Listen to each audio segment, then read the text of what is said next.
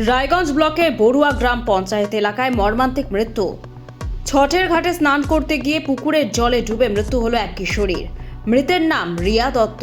জানা গেছে মা এবং বান্ধবীর সাথে সকালে পুণ্য স্নান করতে গিয়ে বিপত্তি ঘটে। জল থেকে এলাকার মানুষ তাকে উদ্ধার করে রায়গঞ্জ গভর্নমেন্ট মেডিকেল কলেজ ও হাসপাতালে নিয়ে আসে। সেখানকার কর্তব্যরত চিকিৎসক তাকে মৃত বলে ঘোষণা করেন। উৎসবের এই ঘটনায় এলাকায় শোকের ছায়া। আমার নাম ভবানন্দ বর্মন, আমি বড়ুয়া পঞ্চায়েত প্রধান। শর্ট নিয়ে এরকম ঘটনা নেই। আমি যেটা খবর পেয়েছি সকালবেলা বড় বড়ুয়ার যেটা গুডল মৌজা করে ওইখানকার একটা মেয়ে সকালবেলা তার মা এবং বান্ধবীদের সাথে পুকুরে স্নানে গেছিল।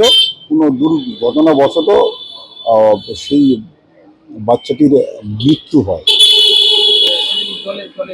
হ্যাঁ, জলে পড়ে মৃত্যু। ওনার নাম সম্ভবত রিয়া দত্ত, বয়স 16 বছর প্লাস। বাড়ি কোথায়? বাড়ি বড় বড়ুয়া, গ্রামটা বড় বড়ুয়া, মৌজা বুঝো। ঘটনাটা ওনাদের বাড়ির পাশাপাশি একটা পুকুরে ঘটেছে। আমি তো জানতে পারলাম বিষয়টা 7টার পরে। আমি কোনো মাধ্যমে ওইখান থেকে জানতে পারলাম